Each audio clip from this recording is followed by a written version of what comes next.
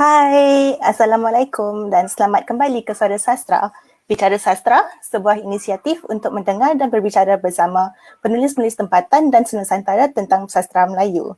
Bersama kami kali ini adalah saudari Oki Madasari, seorang novelis dari Indonesia dan pemenang termuda Penghargaan Sastra Khatulistiwa 2012 melalui novelnya Mariam. Beliau juga terkenal melalui karya-karyanya yang sangat kritik sosial.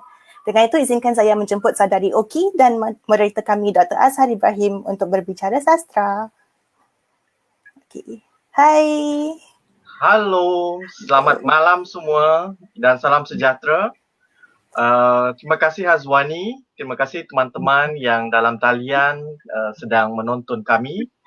Selamat malam tentu pada Puan Oki atau saya panggil dia saja dengan akrab Oki saja ya.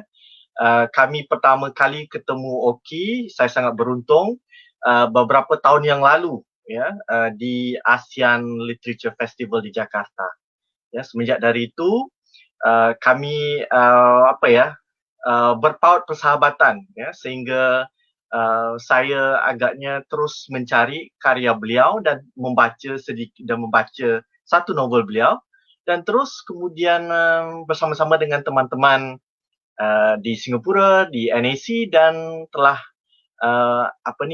memberi maklum balas bahawa mungkin ada seorang yang mungkin harus kita undang dari Indonesia untuk menjadi penulis tamu di Jabatan Pengajian Melayu di NUS. Baik, teman-teman, sebelum kita masuk pada pembicaraan kita tentang sesi suara sastra ini, rasanya baik saya memperkenalkan sedikit tentang tokoh sebenarnya orang muda ini ya. Orang muda yang luar biasa bakatnya dalam karya yang pada 2010 ya, okey. Ya, pertama kali diterbitkan ya. Dan sampai sekarang 2020 beliau sudah ada 10 karya ya. Jadi bayangkan ya dalam masa 10 tahun itu puratanya setahun satu ya.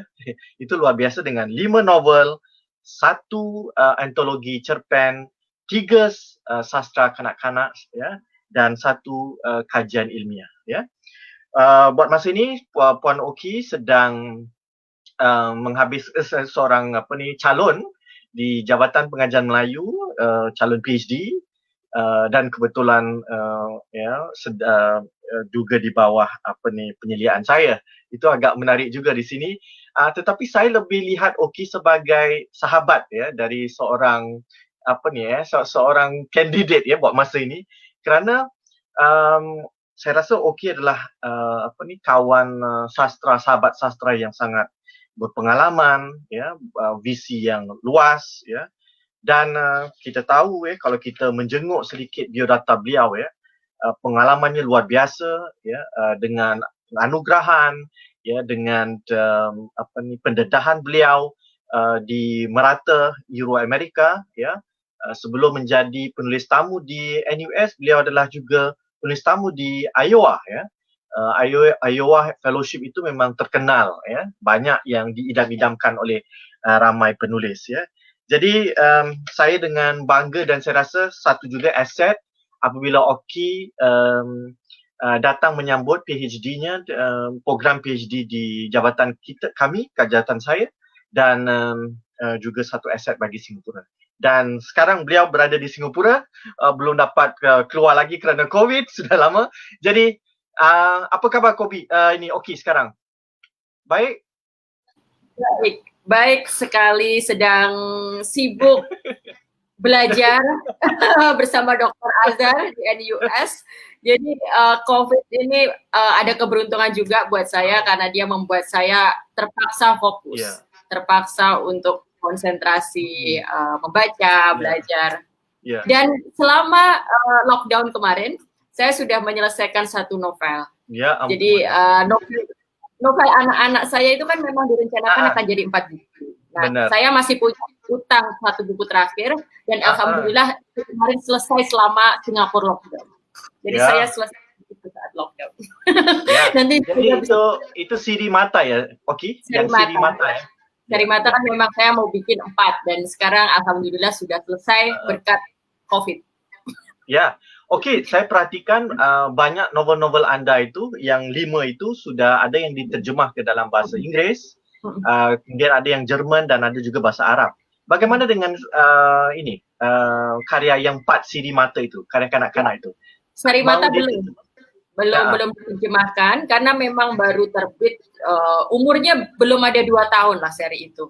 Baru terbit 2017, 2018 lalu sekarang. Jadi 2018 baru terbit 2018. Jadi belum ada 2 tahun umur dari 4 itu. Tapi semoga segera mendapat kesempatan untuk diterjemahkan lah. Ya.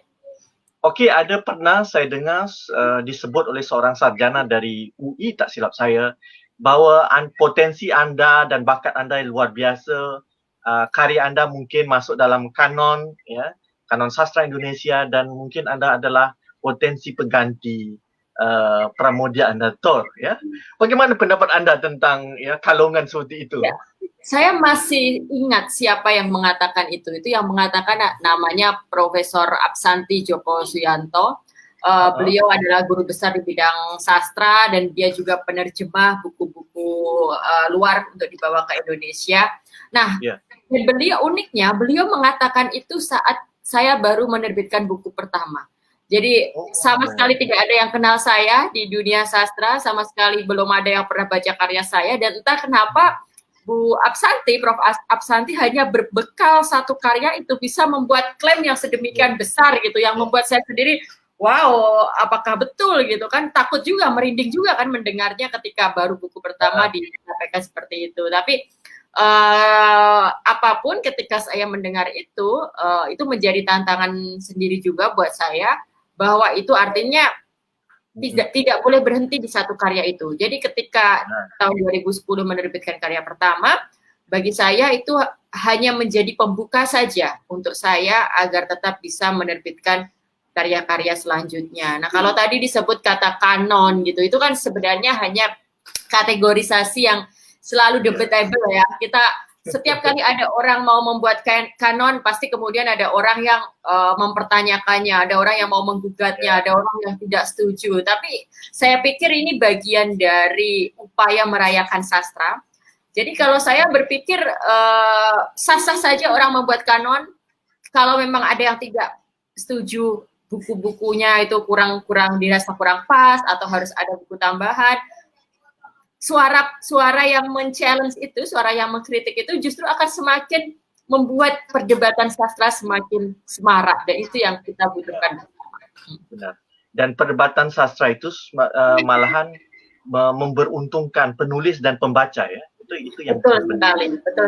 Tanpa ada perdebatan sastra, penulis tidak merasa dihargai, penulis tidak merasa karyanya dimaknai dengan seharusnya, dan pembaca juga kurang referensi kan, kurang ada arahan dalam membacanya. Okey, sementara kita dalam hal berkenaan dengan apresiasi ini, ya, selama anda sebagai seorang penulis, ya, ada tak sepertinya anda juga melihat kritikan-kritikan terhadap karya anda, dan kemudian membaca dan memahami dan secara objektif, ya, menjadi sepertinya suatu gerak kayu ukur ataupun gerak sempadan untuk anda memperbaiki ke depan. Adakah anda mencari juga kritikan terhadap karya-karya anda? Saya pikir membaca kritik itu juga bagian dari saya berproses sebagai seorang penulis. Jadi sejak awal saya terbiasa untuk membaca apresiasi, pujian, termasuk kritik orang. Jadi interpretasi orang, pemaknaan orang atas karya saya itu selalu memperkaya kan bagaimana saya berkarya ke depannya. Tapi satu hal yang mungkin saya selalu bilang ini dalam kesempatan, apalagi kalau bertemu dengan penulis-penulis yang muda, penulis baru, jangan pernah kritikan itu justru menjadikan kata semangat. Jangan pernah kalau kamu dikritik jelek misalnya, jangan pernah kamu menjadikan itu penghalang untuk berkarya. Kalau saya justru gini, apapun yang disampaikan kritikus atau pembaca itu adalah sebuah pemantik aja, pemantik untuk bagaimana saya meresponnya dalam karya berikutnya. Jadi saya tidak pernah memikirkan lagi karya yang sudah saya tulis memikirkan dalam konteks kalau ada orang yang ngomongin lalu saya pikirin, saya sedih, saya merasa patah hati, tidak. Tapi kritikan itu saya pakai untuk karya saya selanjutnya. Nah, jadi proses itu yang saya pikir akan semakin memperkaya, karena bagi saya profesi kepengarangan, profesi menjadi penulis itu seharusnya sebuah profesi jangka panjang ya. Jadi kita tidak berhenti di 1 atau 2 karya pertama. Jadi sebenarnya karir penulisan kita itu ada di depan, bukan pada apa yang telah kita hasilkan di masa lalu. Nah, itu yang justru memacu saya dan menantang saya untuk terus memproduksi yang baru lagi, yang mungkin harus lebih bagus lagi, harus lebih punya arti lagi. Saya sangat, kadang saya suka sambil diam gitu memikirkan ya, Pramudia Anantatur itu menerbitkan tetralogi tahun 80-an kan, ketika dia di Pulau Buru. Itu artinya usia Pramudia itu sudah cukup senior. Padahal 30 tahun sebelum tahun 80-an, tahun 50-an, dia sudah menerbitkan karya-karya besar macam ya Warga Gerila. Iya, semuanya itu terbit tahun 50-an. Dan tahun 50-an, 60-an, tahun 60-an dia sudah menjadi seorang sastrawan besar. Nah, ada kecenderungan orang itu setelah menjadi besar lalu berhenti kan, tidak lagi produksi. Pramudia tidak seperti itu, bayangin. 20 tahun kemudian dia justru baru menerbitkan terpis dia gitu. Nah, saya kalau bisa yang ingin saya teladani betul dari Pramudia itu bagian dari itunya, bagaimana dia tidak berhenti di satu titik tertentu gitu. Jadi proses pematangan itu adalah proses berlanjutan ya, itu yang penting. Betul. Jadi bila kita bicara tentang proses penulisan ya, saya perhatikan bahwa novel-novel Anda itu banyak tema-temanya adalah tema-tema yang sangat serius ya. Tema yang bukan dari sastra konvensional yang sekadar ya cerita-cerita tentang duka lara, romantis begitu ya. Tidak salah kalau siapa yang mau menulis silakan seperti itu. Tapi tema-tema Anda itu tema tema-tema sosial, tema-tema intelektual yang sangat memerlukan pencermatan ya, perapian ya, mengupasnya ya. Contohnya hal-hal berkenaan dengan kebebasan ya, hipokrasi, salah guna kuasa oleh penguasa yang otoriter ya, hak asasi manusia ya, soal gender, seksualitas, itu kan hal-hal yang besar itu. Saya teragak ya sebelum saya kenal kamu, selepas saya pulang dari Jakarta dan terus mencari buku itu, saya terpikir bahwa sewaktu membaca itu sepertinya Anda ini orang yang rajin buat research dulu sebelum menulis. Ya. Bisa tak ceritakan sedikit ya, berbagi sedikit tentang proses ini selain dari kritikan yang tadi kita sebut. Ya, betul. Kalau kita bicara riset itu sebuah kewajiban, syarat utama dalam menghasilkan karya sastra. Tidak mungkin ada sebuah karya sastra lahir tanpa riset. Nah, ini yang sering disalahpahami orang. Orang berpikir fiksi itu artinya kita hanya diam, melamun, lalu tiba-tiba lahirlah itu kita menulis, lalu tiba-tiba kita bisa nulis 4.000 kata, 40.000 kata lalu selesai. Tidak. Ada proses, pertama sih saya percaya ada proses penghayatan atas realitas kan. Jadi ide kita meletup itu ketika kita bisa memaknai satu situasi atau satu peristiwa atau satu pengalaman dalam hidup kita. Nah, ketika keluar itu momen di mana kita menemukan ide itu, baru kita melanjutkan itu dengan proses riset. Riset di sini bisa dalam bentuk baca buku, ngobrol, nonton film, atau di beberapa buku saya datang langsung ke beberapa lokasi yang saya inginkan. Di Mariam saya datang ke Lombok, saya melihat sendiri tempat-tempat orang yang dipersekusi, rumah-rumah yang sampai sekarang ditinggalkan, lalu mereka harus tinggal di pengungsian. Di Seri Mata itu kan novel anak-anak yang mengangkat cerita berlatar daerah di Indonesia kan, dan di situ artinya daerah bukan hanya tempelan lokasi tapi menjadi pangkal dari cerita. Itu saya semuanya datang ke lokasi-lokasi itu. Jadi saya percaya imajinasi hanya bisa dibangun oleh pengetahuan, pengalaman, dan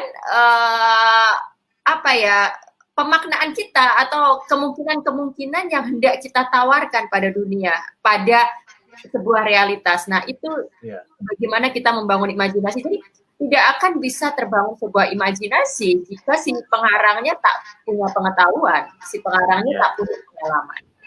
Ya. Lain perkataan ya, Oki, ini sepertinya bagi saya ini sepertinya antropologi penulis. Ya, etnografi ataupun antropologi penulis, bukan antropologi sastra. Antropologi sastra pengkaji ya, orang betul. Yang research buat. Tapi ini Anda sendiri sebagai penulis yang membuat research itu menarik sekali ya. Jadi ke depan saya pasti ya dengan Anda sering ya berdepan dengan masyarakat ya, dan mungkin Anda sudah di Singapura ini termasuk dengan menjadi penulis tamu, dan sekarang ini sudah setahun dalam kandidat PhD, itu mungkin 2 tahun lah ya, letak ya 2 tahun. Itu Anda sudah di dalam konteks Singapura dan sedikit di Malaysia.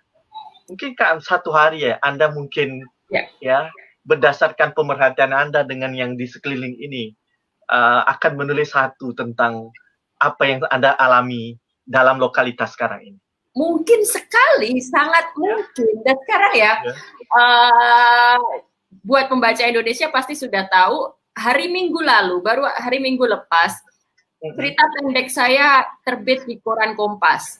Kompas kan kabar terbesar di Indonesia, dan kolom cerita pendek Kompas itu masih jadi barometer kan sampai hari ini. Cerita pendek saya terbit hari Minggu kemarin itu, dan itu cerita yang diinspirasi oleh saya yang terkurung di apartemen di Singapura ini selama COVID kemarin.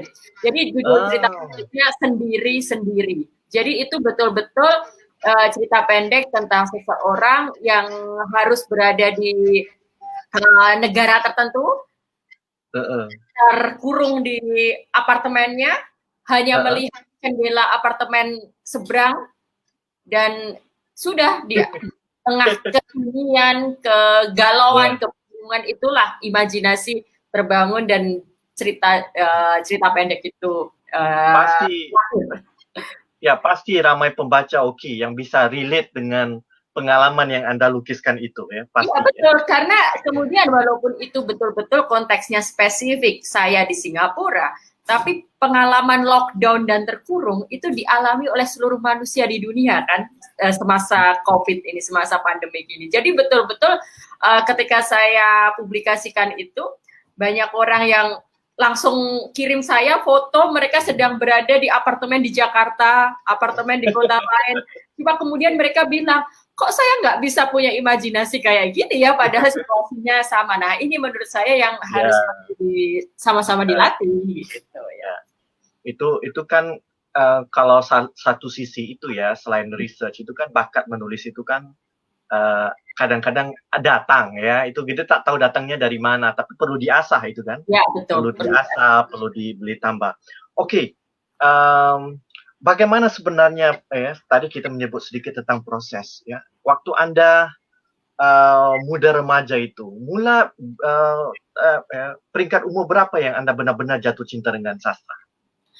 Saya itu tumbuh di sebuah kota kecil di Indonesia, di Jawa Timur, yang tidak ada toko buku, tidak ada perpustakaan, tidak ada library, school library pun tidak layak. Jadi bisa dikatakan saya tumbuh tanpa membaca buku yang layak, hanya buku yang seadanya sajalah yang kemudian saya baca. Tapi sebenarnya kalau kita tarik ke belakang, rasa cinta dan keinginan untuk terus membaca itu selalu ada, tapi yang terkendala dengan akses kan.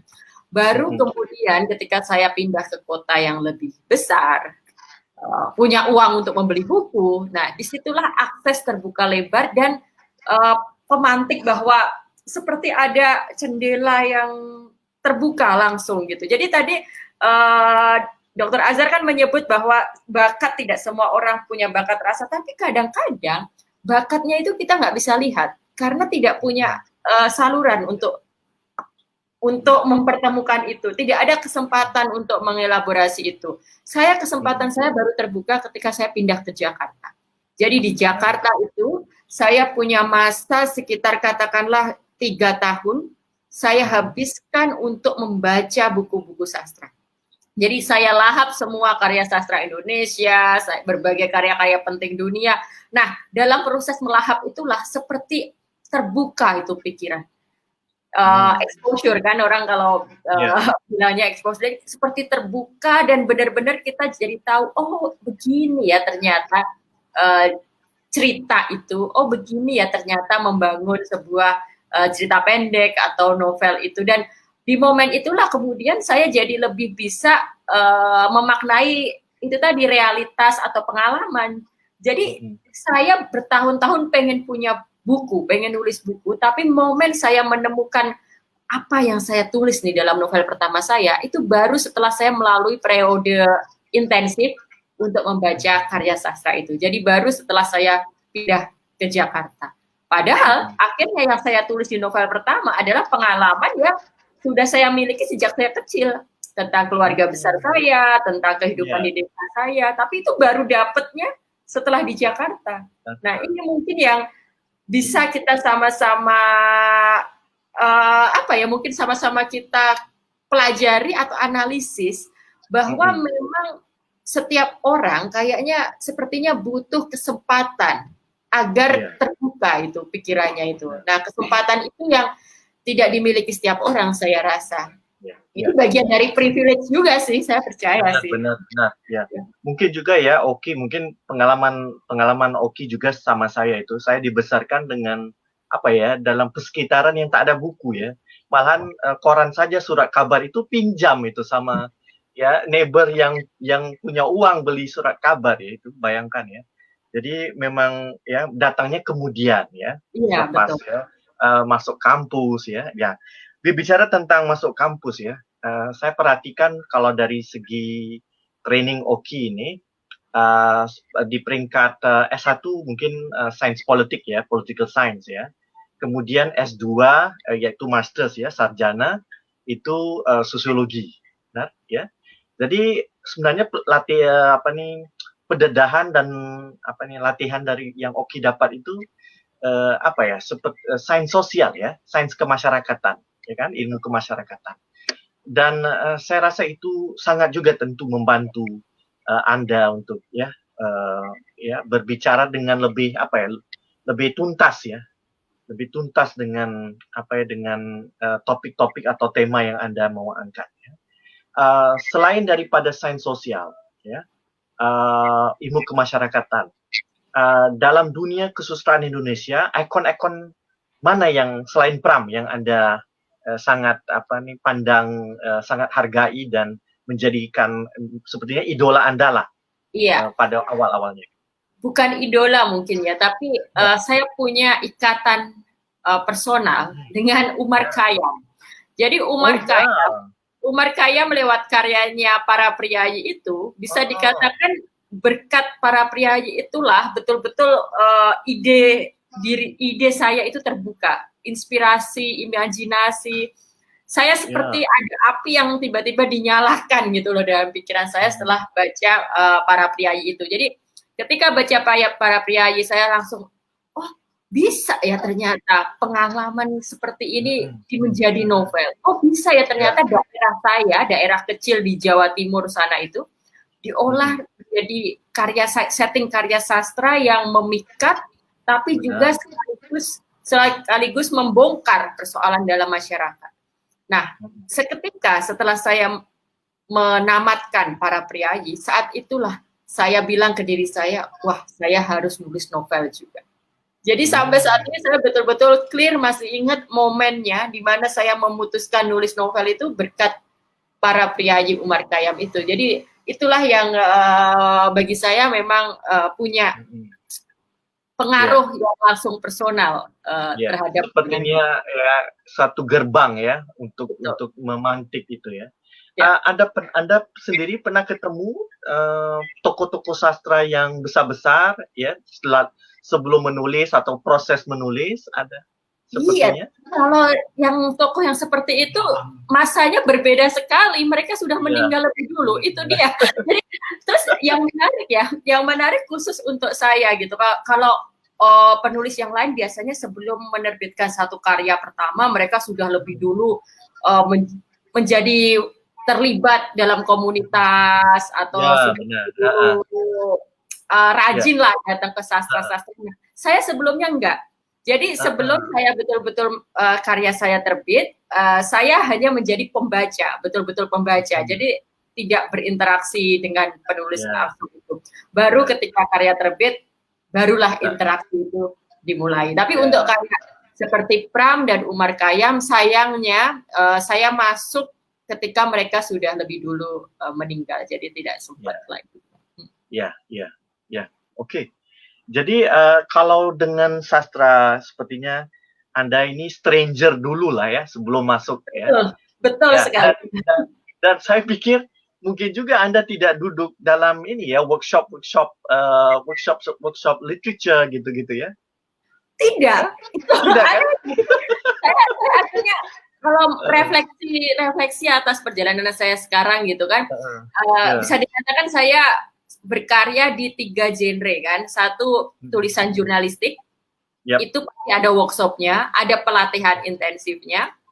Menulis akademik juga ada kelasnya kan, ada pelatihan menulis akademik. Nah, tapi kemudian justru menulis sastra yang menjadi pekerjaan utama saya itu sama sekali tidak ada workshopnya, tidak ada latihan yang saya ikuti. Jadi, tapi sekarang kan saya rajin mengisi kelas menulis nih.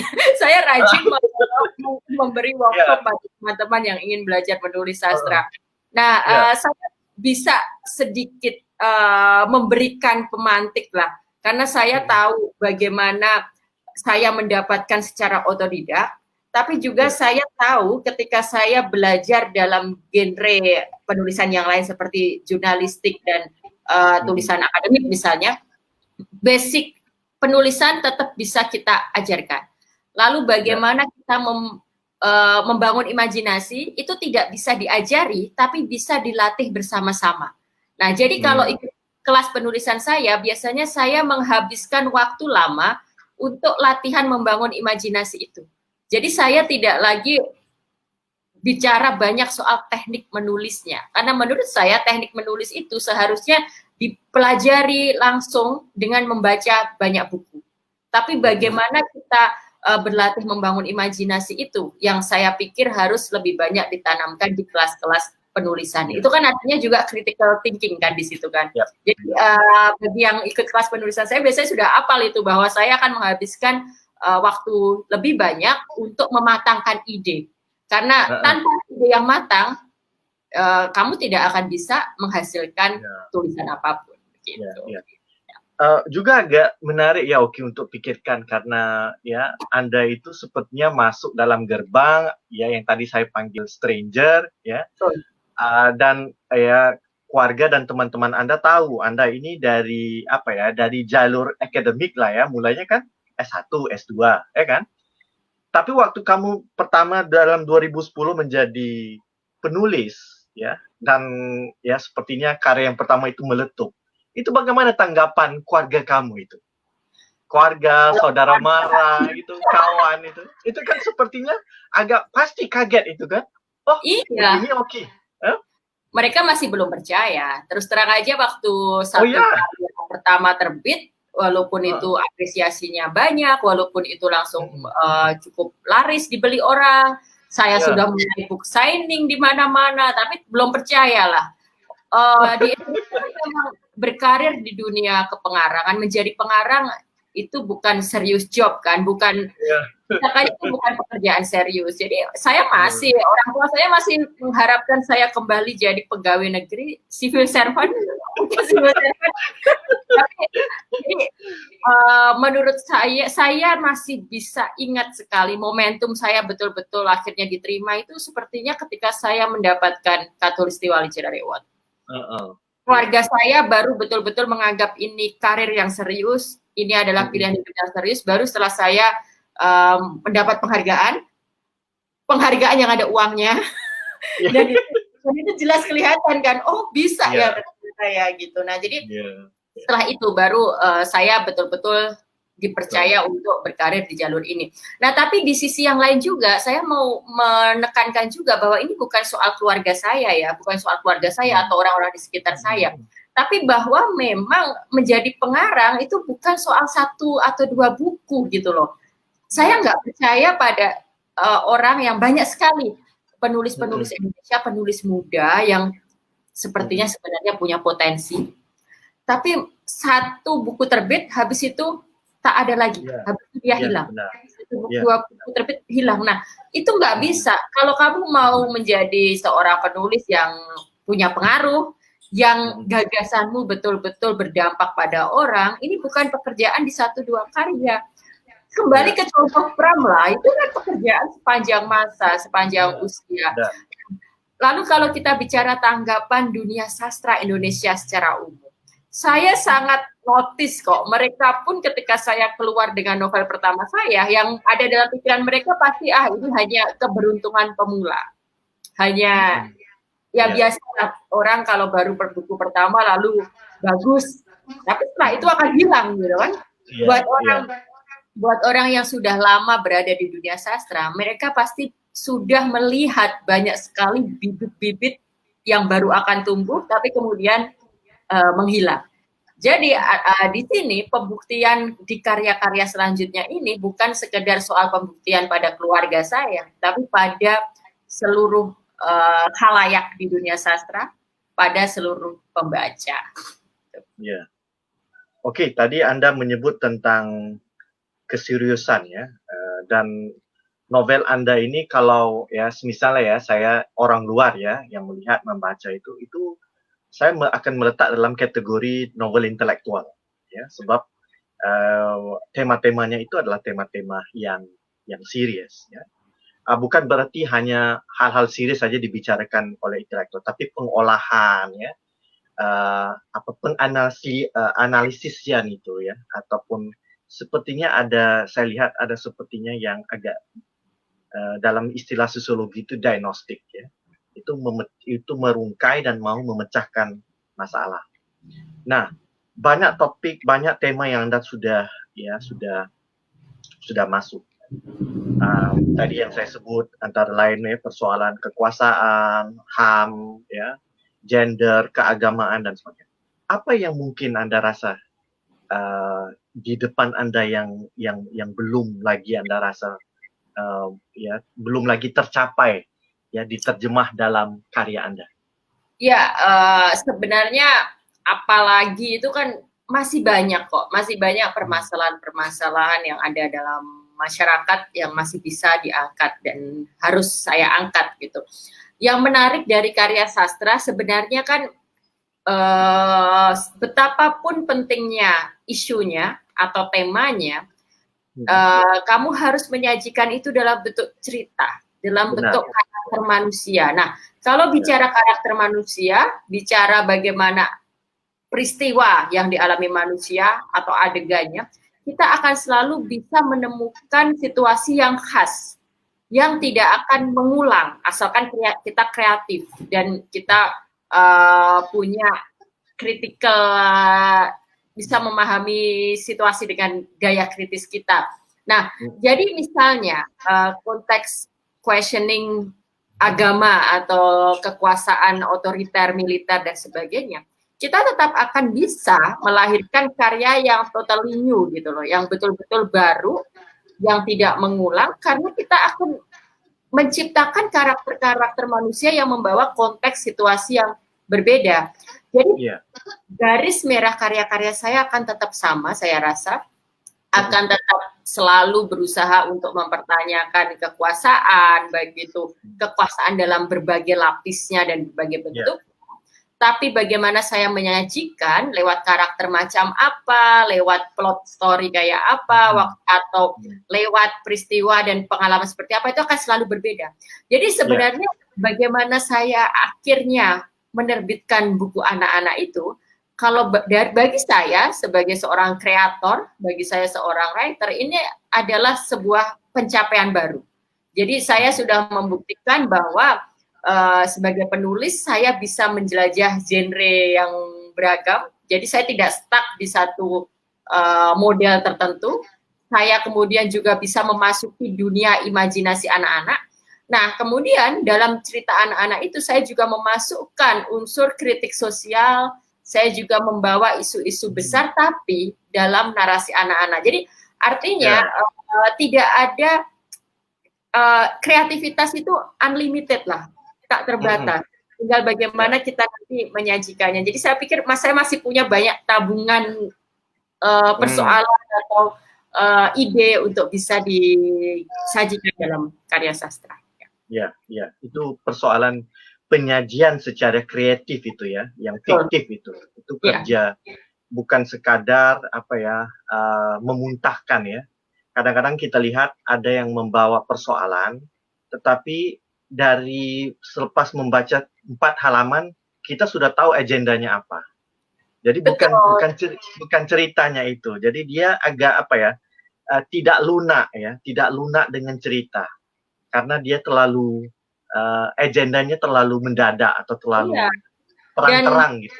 Kalau karya sastra kan sebenarnya bukan seperti naskah akademik yang kita bisa jump into conclusion gitu kan, tak bisa kan. Kita harus bisa melewati semua yang disajikan itu untuk mendapat pengalaman membacanya. Nah, itu tapi juga sering ada cerita yang kita kemudian sudahlah kita lihat saja endingnya gitu.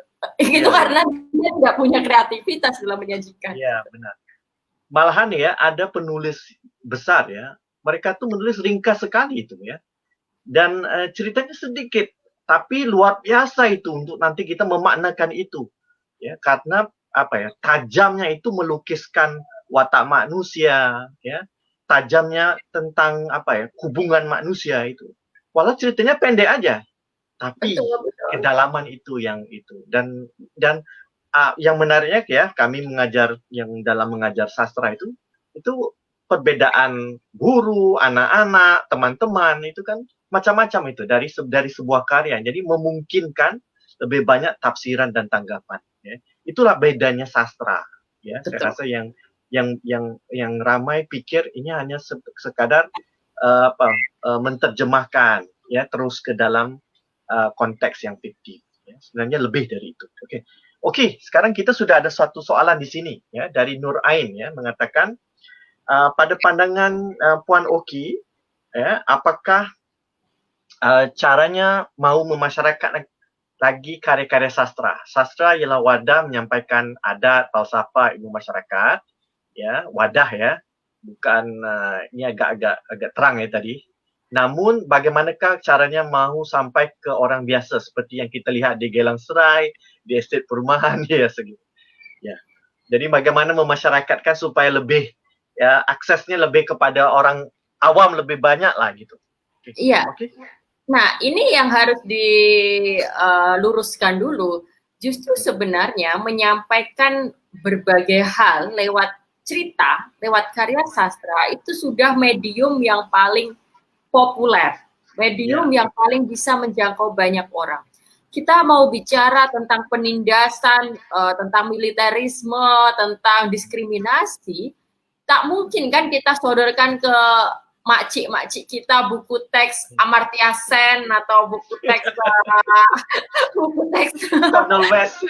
Ya, itu kan nggak mungkin. Nah, tapi lewat cerita kita bisa menyentuh segala lapis masyarakat karena ketika membaca mereka tidak sedang didikte, tidak sedang dicamahi tentang isu tertentu. Yang mereka rasakan adalah mereka sedang membaca cerita. Bahwa kemudian mereka memaknai dengan cara yang berbeda atau tidak selalu sama antar satu orang dengan orang yang lain, itulah keistimewaan sastra. Jadi pemaknaan atau interpretasinya akan sangat tergantung pada pembaca, tapi kuncinya ada kenikmatan setiap pembaca ketika membaca. Mereka tidak sedang membaca buku ilmiah, mereka tidak sedang seperti masuk kuliah, tapi mereka bisa paham. Oh ini nih ada tak adil nih di bagian ini nih karena orangnya beda rasnya.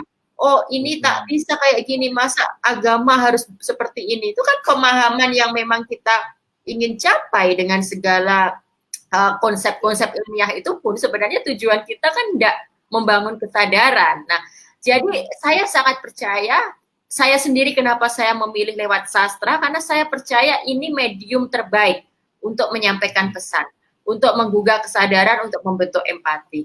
Nah, barangkali tantangannya kan kemudian bagaimana agar buku-buku sastra ini bisa lebih aksesibel. Orang lebih tertarik membaca daripada main internet, daripada main sosial media. Ya mau nggak mau, mau tidak ada jalan lain, kita harus terus mempromosikan. Termasuk ini kita berbincang sastra lewat Facebook, di mana biasanya orang di Facebook hanya membaca status singkat-singkat yang ya kita tahulah bagaimana nature-nya sosial media yang memang membuat kita tidak bisa berpikir reflektif, tapi kita masuk ke medium ini. Saya pikir ini salah satu cara untuk lebih mengenalkan sastra pada masyarakat. Benar. Iya. Sebenarnya untuk memasyarakatkan sastra itu kan berbagai ya tingkatnya, berbagai pintunya ya. Di satu sisi ya sekolah harus memainkan peranan juga, institut pengajian tinggi, keguruan tinggi juga memainkan peranan ya. Tapi kan itu jumlahnya kecil dan kita tahu dengan studi sastra sendiri makin mengecil ya karena tidak populer kan ya. Nah, di satu sisi juga lain kita perlukan tampungan institusi ya yang selalu membantu. Contohnya kalau kita lihat koran-koran Indonesia ya sangat aktif ya memberi ruang ya seperti tadi Anda sebut ya Kompas ya memberikan ruang untuk cerpen masuk itu kan. Di Singapura juga ada ya berita harian, moga-moga idea seperti ini bertahan. Selamanya pun dengan perkembangan kesusastraan Melayu ya dari peringkat awal itu sebenarnya dari koran itu, dari surat kabar ya. Jadi pelan-pelan masuk ya kemudian masyarakat yang umum dapat membaca cerpen ya, puisi, malahan esai dan sebagainya. Baik. Saya rasa kalau tugas ini digembleng semua orang ya yang secara strategis itu memungkinkan untuk memasyarakatkan. Baik. Oke, Anda mengambil tema-tema yang serius, tajam, kritis ya. Kita tahu Anda melakukan research dan setelah karya itu terbit pasti dibicarakan orang dan pasti juga menerima tanggapan dari penguasa. Penguasa itu boleh macam-macam. Ya.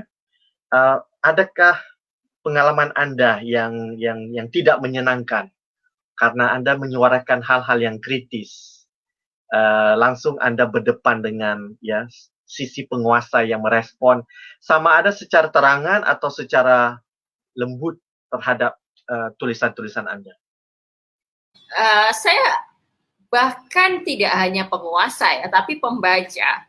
Saya ingat saya punya satu diskusi ketika novel saya Maryam itu baru terbit. Saya punya diskusi di Jogja. Dua diskusi di Jogja dan masing-masing diskusi ada pembaca yang sangat keberatan, misalnya dengan tema yang saya tulis. Saya dianggap membela Ahmadiyah, padahal jelas-jelas Ahmadiyah itu kata mereka penghina Nabi, menduakan Nabi, bukan Islam dan sebagainya, dan itu langsung berhadapan muka dengan saya, langsung di forum itu. Nah, tapi bagi saya yang seperti itu sesuatu yang tidak perlu dijadikan persoalan besar, karena apa yang dia sampaikan itu sudah bagian dari ekspresi dia, bagian dari bagaimana dia berpendapat. Nah, cuma yang saya sayangkan adalah ada kecenderungan masyarakat, saya nggak tahu nih kalau di Singapura bagaimana, banyak sekali ada lapis masyarakat yang lebih suka berkomentar lebih dahulu tanpa membaca. Jadi ada kalanya mereka sudah melabeli dulu karya saya ini begini begitu, tanpa mereka lebih dulu mau membaca, mau menelaah isinya. Nah, ini yang saya pikir menjadi pekerjaan rumah bersama kita. Bagaimana agar generasi muda terutama betul-betul mau membaca lebih dulu sebelum komentar. Karena tanpa mereka membaca, tujuan penulis untuk memberi kesadaran, untuk membangun empati, artinya tidak tercapai kan? Karena saya membayangkan kalau mereka membaca, pasti cara berpikir mereka berbeda. Dan ini juga ada pengalaman, saya punya beberapa pembaca yang menyampaikan juga di forum lain, kata dia, sebelum dia membaca buku saya, dia adalah orang yang sangat anti terhadap kelompok-kelompok yang berbeda. Tapi berkat membaca buku saya, dia punya perubahan cara pandang. Nah, bagi saya justru itu adalah pencapaian terbesar seorang pengarang. Nah, kalau penguasa di level structure ya, di level organisasi agama atau di level pemerintah, termasuk di level publisher itu sendiri, jelas saya mengalami bagaimana censorship itu masih berlaku di Indonesia kan. Di novel pertama saya diminta untuk mengedit agar kiai tidak making love, hanya flirting aja. Itu kan bentuk intervensi langsung dari kekuasaan terhadap karya sastra. Itu tahun 2010. Sebelum karya saya terbit, mereka minta agar kiainya tidak making love. Lalu tahun 2013 di Pasung Jiwa, ketika novelnya sudah terbit, ditarik kembali, lalu diminta untuk diedit di beberapa bagian. Ya, itu di Pasung Jiwa itu sudah beredar di seluruh toko buku di seluruh Indonesia, ditarik kembali oleh publishernya. Dan mereka minta agar ada editing beberapa bagian. Itu 2013 loh. Itu artinya di Indonesia yang sudah sedemikian terbuka, demokratis, masih ada hambatan-hambatan seperti itu dalam berkarya, dalam berekspresi. Kalau disebut berkenaan dengan ramai penulis-penulis wanita hari ini ya, yang ada kecenderungan untuk bicara tentang isu-isu wanita, ya kan? Bukan salah, tidak salah pasti. Ya. Bagaimana kalau Oki melihat perkembangan itu? Kalau saya perhatikan, Oki sendiri temanya rencam ya, bukan saja soal perempuan, walaupun watak perempuan agak menonjol juga. Bagaimana Oki melihat kecenderungan ini? Ya, saya pernah menyampaikan hal ini dalam sebuah wawancara ya. Jadi ada quote yang beredar di internet, nanti bisa dicari juga. Saya bilang bahwa tidak selalu karya yang menulis atau bercerita tentang perempuan ternyata berpihak pada perempuan. Tidak selalu karya yang seolah-olah ditulis oleh perempuan, menyoal perempuan, ternyata membawa spirit feminisme atau kesetaraan yang sesungguhnya.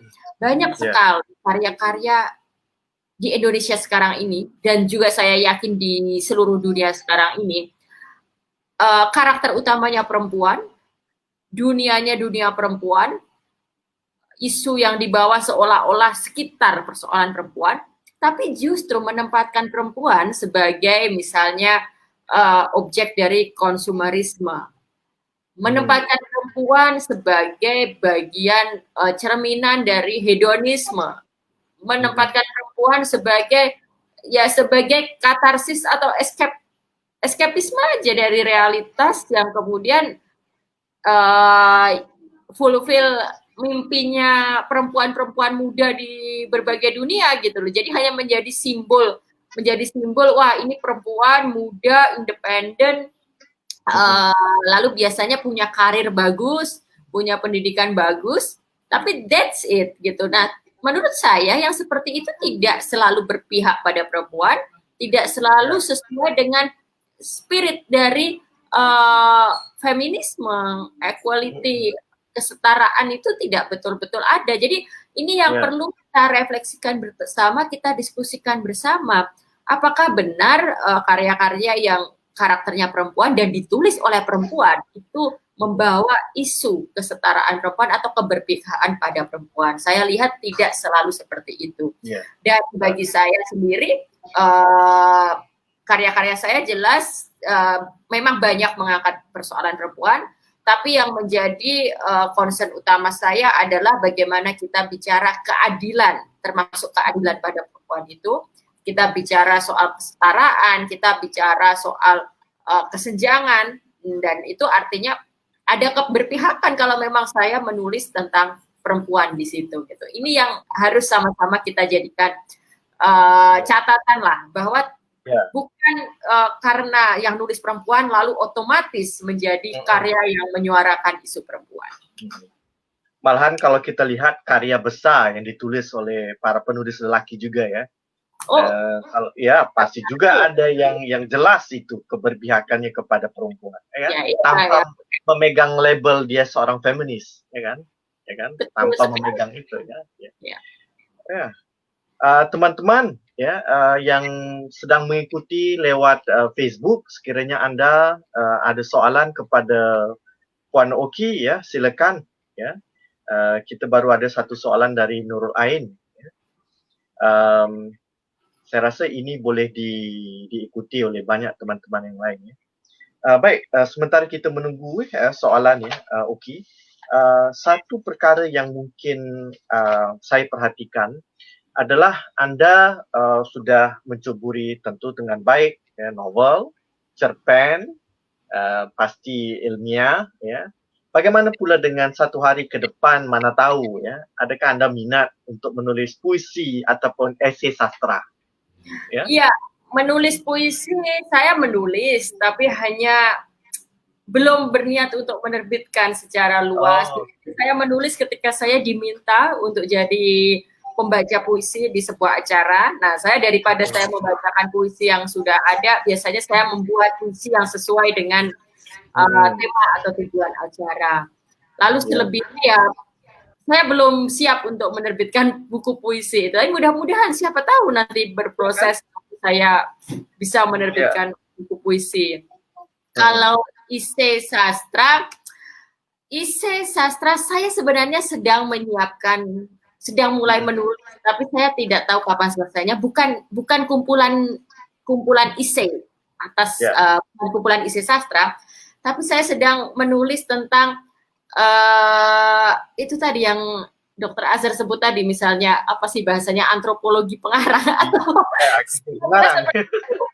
kira-kira seperti ini, lebih ke berdasarkan pengalaman personal saya, tapi juga ini bisa dibaca sebagai semacam panduan untuk menulis, panduan untuk belajar menulis, tapi bukan teknik ya, bukan ngomongin teknik, cara membuka tulisan dengan begini, kalimatnya harus begini, tidak seperti itu. Benar, jadi, benar. Mungkin lebih mirip dengan George Orwell, itu punya kumpulan, punya buku kecil juga, judulnya Why I Write. Benar. Mungkin mau tulis seperti itu. Sedang saya mulai, mudah-mudahan bisa.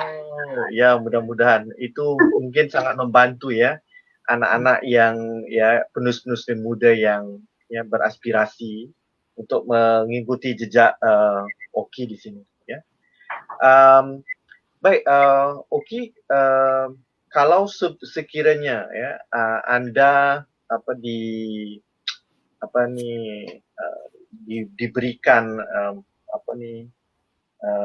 peluang ya selepas PhD ini, kan nanti Anda sudah mendapat title gelar doktor ya. Agaknya karya apa yang mungkin Anda, saya walaupun supervisor tidak pernah tanya secara pribadi, tapi saya tanya di sini ya, kemana rasanya Anda rasa yang Anda mau tuju? Ya, saya mau bagaimanapun, mau saya dapat PhD, mau saya dapat peluang apapun, saya tetap akan berkarya di bidang sastra. Itu tetap menjadi profesi utama, identitas utama, tujuan utama saya. Jadi saya tetap akan berkarya di bidang itu. Bahwa kemudian nanti saya setelah PhD, tentu saya mungkin lebih banyak juga bisa terlibat dalam kerja akademik. Ya kenapa tidak? Karena itu bagian dari, saya percaya itu bagian dari memperluas cara kita menyampaikan gagasan. Karena dengan kerja akademik juga itu artinya semakin menyentuh segmen-segmen atau kelompok-kelompok yang mungkin belum tersentuh, dan akhirnya muaranya tetap sama kan. Seperti Kunto Wijoyo itu kan juga sebenarnya benar. Ya, dua jalur dipakai semuanya sama dia, dan akhirnya terasa sekali pengaruhnya. Prof. Sapardi, seorang Ya. penyair, Ya. tapi juga akademik. Seawalnya itu ini Sultan Takdir Ali Syabana ya kan? Exactly. Yes, betul, betul. Yang tadi Ya. saya sebut juga Umar Khayyam, dia sebenarnya juga seorang akademik, intelektual. Nah, memang kalau di masa dulu selalu rekat hubungannya antara sebagai sastrawan dengan sebagai seorang akademik intelektual. Hanya di belakangan saja kan sepertinya tak beririsan sama sekali. Ya. Benar. Kalau di Malaysia kita lihat ya, Profesor Muhammad Haji Saleh ya, sebagai contoh, dia juga profesor ya. Malahan Cikgu Syahnun ya, Pak Syahnun Ahmad juga ya, orang yang mengajar di kampus ya. Iya. Baik, saya tanya ini soalan Oki, berdasarkan begini, agak bimbang juga saya karena saya lihat potensi Oki dalam dalam dunia jalur akademik selepas PhD, dan saya agak senang tadi dengar bila Oki menyebut bahwa identitas utama saya itu sebagai penulis, karena saya rasanya takut bersalah nanti kan selepas Oki sudah PhD, Oki sudah tidak jadi penulis itu kan, jadi itu rugi besar itu, ya kan? Sebab ya dunia akademik ya alhamdulillah bagus lah ya. Dunia akademik memerlukan orang-orang yang refreshing gitulah, itu alhamdulillah bagus ya. Cuman jangan tinggalkan. Ya, alhamdulillah itu. Hal yang menakutkan saya sebetulnya kalau saya nanti terlalu fokus nulis akademik, waduh, jangan-jangan tulisan saya jelek. Saya jadi jelek. Alhamdulillah saya masih bisa lah kemarin, kayak misalnya ya ini cerpen saya terbit ini kan bukti saya masih bisa. Lalu saya bisa menyelesaikan novel yang belum terbit ini juga bukti masih bisa. Jadi kuncinya memang tetap harus dilatih sama-sama aja gitu. Jangan sampai terlupakan. Sepertinya ada dua sfera ya. Satu sfera yang agak saintifik rasional, itu kan dunia akademik ya. Yang ini kan yang fiktif, yang lebih yang humanis gitu ya. Yang lebih lembut gitu. Ya. Jadi, dan akhirnya dengan saya di dua ranah ini, akhirnya sebenarnya punya pelarian juga. Kalau saya lagi stuck nulis akademik, akhirnya larinya ke fiksi kan. Akhirnya nulisnya lari nulis sastra dulu lah. Kalau stuck kering inspirasi nulis sastra, ya sudahlah balik baca buku untuk tesis lagi gitu. Jadi seperti punya dua dunia yang bisa saling menghibur satu sama lain. Ya, oke. Mungkin yang terakhir lah, ya, kita pun sudah hampir 1 jam ini, ya.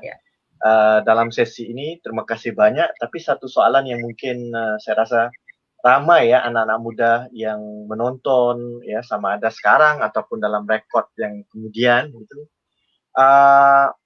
Apalah sepertinya pesan amanat lah ataupun tips gitu, ya. Walaupun ini klise, ya, tapi pasti orang mau tahu dari penulis besar gitu, apa yang bisa mereka belajar. Ya, klise banget, klise sekali, tapi harus selalu diulang. Kuncinya adalah membaca. Jadi ketika kita mau jadi penulis, kita mau jadi akademisi, kita mau jadi intelektual yang punya pengaruh, kuncinya adalah kita harus banyak membaca. Karena dengan membaca kita dibantu untuk memahami, kita dibantu untuk memiliki imajinasi, kita dibantu untuk dipantik gitu. Jadi saya percaya karya sastra yang hebat, karya sastra yang baik itu biasanya lahir dari bacaan-bacaan non-fiksi. Dan sebaliknya, karya akademik, karya non-fiksi yang hebat itu karena penulisnya hobi membaca karya sastra. You name it lah, cari semua ilmuwan besar yang bukunya berpengaruh, pasti orangnya baca sastra. Misalnya Dr. Azhar Ibrahim. Lihat deh. Itu bukan saya, malahan saya mau menambah, malahan ya, kalau kita tahu dalam sejarah, ya, Karl Marx itu menulis Das Kapital. Das Kapital itu kalau kita lihat ya, catatan-catatan itu sebenarnya Marx sendiri itu sangat terpengaruh dengan novel-novel ya abad ke-19, Victorian novel itu yang menceritakan tentang betapa bobroknya, jeleknya kehidupan industrial Britain itu abad ke-19 ya. Orang yang tertindas, terpinggir ya, termusnah itu. Itu yang membawa sepertinya seperti rasanya keberpihakannya Marx untuk bicarakan tentang opresinya kapitalisme. Itu kan dari novel sebenarnya. Bayangkan Marx tidak menulis Das Kapital. Itu kan dunia sains sosial juga berubah. Ya, bukan saja dunia ideologi, dunia sains sosial sendiri. Ya. Betul sekali. Ya, setuju. Oke. Terima kasih. Aduh, Terima kasih banyak ya. Seru. Percakapannya mantap ini. Ini percakapan yang di luar acara ini layak untuk Okay, terima kasih. Okey. Terima kasih banyak-banyak Saudari Oki dan Dr. Azhar. Bukan selalu kita dapat bicara bersama penulis-penulis dari luar Singapura terutamanya. Jadi sangat beruntung dan berterima kasih kepada Saudari Oki dan juga Dr. Azhar untuk bersama kami malam ni. Okey, kepada semua yang menonton live ini, jangan lupa untuk menonton video pembacaan petikan dari novel Pasung Jiwa dan Mata dan Manusia Laut oleh Saudari Oki sendiri di Facebook page kami, boleh jumpa di sana.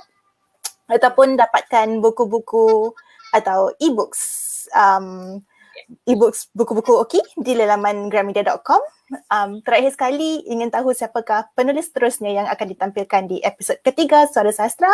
Like dan ikuti Facebook page kami untuk butiran selanjutnya. Selamat malam. Terima kasih. Selamat malam. Okey. Selamat rehat semua. Bye. Bye. Amelia.